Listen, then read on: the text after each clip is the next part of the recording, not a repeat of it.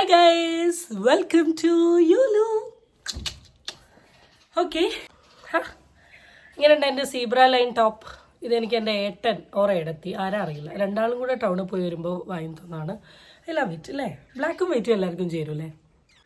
Okay, വിഷയത്തിൽ നിന്ന് തെന്നി മാറിയിരിക്കുന്നു.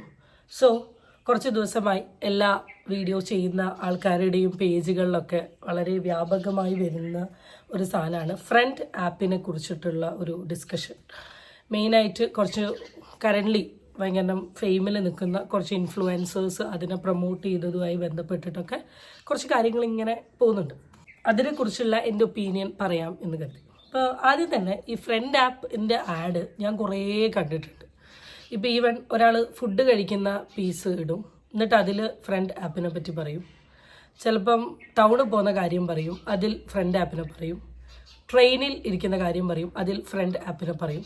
അതുകൊണ്ട് തന്നെ നമ്മൾ വേറെന്തോ വ്ളോഗാന്ന് കരുതി തുറന്നു നോക്കുന്ന സാധനങ്ങളൊക്കെ ഈ ഫ്രണ്ട് ആപ്പ് എന്നാണ്. അപ്പോൾ ഫ്രണ്ട് ആപ്പ് എന്താ എന്നറിയില്ലെങ്കിൽ അത് എനിക്ക് തോന്നുന്നു ബേസിക്കലി ഒരു ഡേറ്റിംഗ് ആപ്പാണ്. കാരണം നമുക്ക് തീരെ പരിചയമില്ലാത്ത ആൾക്കാരെ നമുക്കിങ്ങനെ ഈ ആപ്പ് ഡൗൺലോഡ് ചെയ്തിട്ടുണ്ടെങ്കിൽ അതിൽ കണക്ട് ചെയ്ത് കിട്ടും. അവരോട് ചാറ്റ് ചെയ്യാം, അവരോട് സംസാരിക്കാം, അവരായിട്ട് എന്തെങ്കിലും ഗെയിമോ കാര്യങ്ങളോ കളിച്ചിരിക്കാം, പിന്നെ എന്തോ ഒരു റൂം ക്രിയേറ്റ് ചെയ്യാം, അങ്ങനെ എന്തൊക്കെയൊക്കെയോ. എനിക്ക് തോന്നുന്നു ഈ അരികെ എന്ന് പറഞ്ഞൊരു ആപ്പില്ലേ, അങ്ങനത്തെ എന്തോ ഒരു ആപ്പാണ് ഫ്രണ്ട് ആപ്പ്. എനിക്ക് അറിയില്ല, ഞാൻ ലോഗിൻ ചെയ്തിട്ടില്ല, ഇതിനെക്കുറിച്ച് വലിയ വിവരമൊന്നുമില്ല. പക്ഷെ ഞാൻ എപ്പോഴും കാണലുണ്ട് കേട്ടോ ഈ ഫ്രണ്ട് ആപ്പിനെ കുറിച്ച്. അപ്പം ഈ പ്രൊമോഷൻ ചെയ്യുന്ന എന്ന് വെച്ചാൽ പെയ്ഡ് പ്രൊമോഷൻസ് ആയിരിക്കും. ഈ ആപ്പ് എന്നൊക്കെ പറഞ്ഞാൽ ബേസിക്കലി പെയ്ഡ് പ്രൊമോഷനാണ്. I don't believe barter promotion എന്ന് വെച്ചാൽ പ്രൊഡക്റ്റ് നമുക്ക് തന്നിട്ട് നമ്മൾ അതിനെപ്പറ്റി ചെയ്യുന്നതല്ല.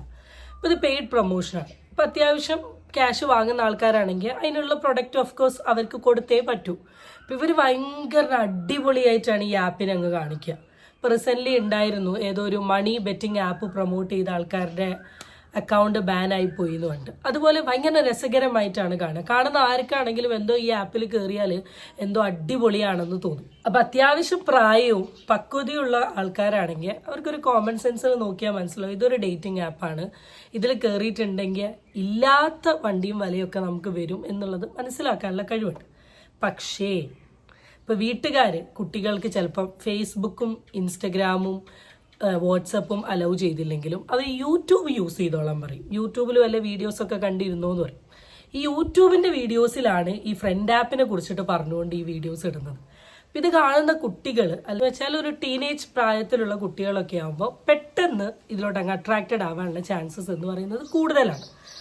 അപ്പം അവരെന്ത് ചെയ്യും, ഈ ആപ്പ് ഡൗൺലോഡ് ചെയ്യാനും ഇത് യൂസ് ചെയ്യാനും ഇതിൻ്റെ കുറേ പ്രശ്നങ്ങളുണ്ട്. ഞാൻ ഈ ഫ്രണ്ട് ആപ്പ് എന്ന് പറയുമ്പോൾ എനിക്ക് എൻ്റെ ഒരു വിശ്വാസപ്രകാരം എൻ്റെ ഫാമിലിയിലുള്ള മിക്ക ആൾക്കും ഈ ആപ്പിനെ കുറിച്ച് ഒരു ഐഡിയ ഉണ്ടാവില്ല. അപ്പോൾ അതുപോലെ തന്നെ മിക്ക ആൾക്കാരുടെ വീട്ടിലുള്ള ആൾക്കാർക്കും ഈ ആപ്പിനെ കുറിച്ചിട്ട് വലിയ ഐഡിയ ഉണ്ടാവില്ല. ഇവർ ഈ ആപ്പ് ലോഗിൻ ചെയ്യുന്നു, പലരുമായിട്ട് ചാറ്റ് ചെയ്യുന്നു, ചിലപ്പോൾ ഒരു മീറ്റപ്പിന് പ്ലാൻ ചെയ്യാം, മീറ്റപ്പിന് പോവാം, കറങ്ങാം, പല ഇഷ്യൂസ് ഉണ്ടാവാൻ ചാൻസ് ഉള്ളൊരു സാധനമാണ് ഈ ഫ്രണ്ട് ആപ്പ്. ശരിക്കും പറഞ്ഞാൽ ഇന്നത്തെ ഈ സമൂഹത്തിൽ അറിയുന്നവൻ്റെ കൂടെ തന്നെ പോകാൻ പറ്റുന്നില്ല, പിന്നെയാണ് അറിയാത്തൊരുത്തൻ്റെ കൂടെ. ആരാ ഈ ആപ്പ് യൂസ് ചെയ്യുന്നത്, എന്താ ഈ ആപ്പ് യൂസ് ചെയ്യുന്നത്, എന്തൊക്കെയാണ് അതിൽ നടക്കുന്നത് എന്നുള്ളതൊന്നും നമുക്ക് പറയാൻ പറ്റില്ല. ഫേസ്ബുക്കിലൊക്കെ ഒരു കല്യാണം പോലെ 26 വയസ്സുള്ള പെണ്ണാന്ന് കരുതി ചാറ്റ് ചെയ്ത് ലാസ്റ്റ് വന്ന് നോക്കുന്ന 52 വയസ്സുള്ള ആൾ എന്ന് പറയുന്ന ഒരവസ്ഥയാണ്. കാരണം ഫേസോ ഒന്നും കാണാത്തത് കൊണ്ട് തന്നെ എന്താണ് ഇങ്ങനത്തെ ഒരു പ്രൊഫൈലിൽ നടക്കുന്നത് എന്നുള്ളത് നമുക്ക് എന്ത് ചെയ്യാൻ പറ്റില്ല, നമുക്ക് പറയാൻ പറ്റില്ല. ഇത് കാണുന്ന കുറേ കുട്ടികൾ ഇതിൽ അട്രാക്റ്റഡ് ആവാനും ഇങ്ങനത്തെ കെണിയിൽ വീണു പോകാനുള്ള ചാൻസ് വളരെ കൂടുതലാണ്.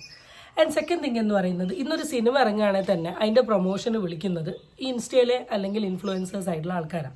ഇവരെ വിളിക്കാനുള്ളതിന് മെയിൻ റീസൺ എന്താണെന്ന് വെച്ചാൽ ജനറൽ പബ്ലിക്കിന് ഇന്ന് ഏറ്റവും കൂടുതൽ അട്രാക്റ്റ് ചെയ്യുന്നത് ഈ ഇൻഫ്ലുവൻസേഴ്സാണ്. ഇപ്പോൾ ഇവിടെ ഒരു സിനിമ ഇറങ്ങിയിട്ടുണ്ടെങ്കിൽ നിങ്ങൾ നോക്കിക്കോളൂ, മിക്ക ഇൻഫ്ലുവൻസേഴ്സുമായിട്ട് ഡാൻസ് വീഡിയോസും റീൽസും കാര്യങ്ങളൊക്കെ ഇറക്കുന്നുണ്ട്. കാരണം ഇൻഫ്ലുവൻസേഴ്സിനോട് നമ്മളുടെ ജനറൽ പബ്ലിക്കും സൊസൈറ്റി അല്ലെങ്കിൽ കുട്ടികൾ അല്ലെങ്കിൽ യൂത്ത് വളരെയധികം കണക്റ്റഡ് ആണ്.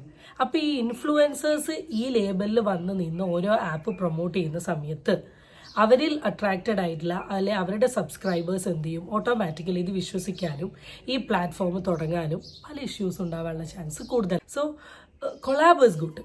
കാരണം നമ്മൾ സോഷ്യൽ മീഡിയ പ്രൊഫൈലിൽ നിൽക്കുന്ന സമയത്ത് കൊളാബ്സ് വരുന്നത് വളരെ നല്ലതാണ്. കൊളാബ് വന്നാലാണ് നമുക്ക് ഏർണിംഗ് ഉണ്ടാവുക, ഒക്കെ ഇറ്റ്സ് എ പാർട്ട്.